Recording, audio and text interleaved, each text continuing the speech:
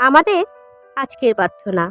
ঈশ্বরের সকল শিষ্যদের আমার নমস্কার জানিয়ে শুরু করছি। জয় যিশু। সদা প্রভু নিজে তোমার আগে আগে যাচ্ছেন। তিনি নিজেই তোমার সঙ্গে আছেন। তিনি তোমার সঙ্গে থাকবেন, তোমার পথ দেখাবেন। তিনি তোমাকে ছাড়বেন না, তোমাকে ত্যাগও করবেন না। ভয় করো না, দুশ্চিন্তাও করো না, নিরাশও হইও না। তোমরা যদি জীবনের ভুল পথে চলো, ডান দিকে অথবা বাম দিকে, পেছন থেকে এই কথাগুলো শুনতে পাবে, এটাই সঠিক পথ। তোমাদের এই পথেই চলতে হবে। আর যিনি তোমাদের সঙ্গে আমাদের খ্রিস্টে যুক্ত করেছেন এবং আমাদের অভিষিক্ত করেছেন, তিনি হলেন ঈশ্বর।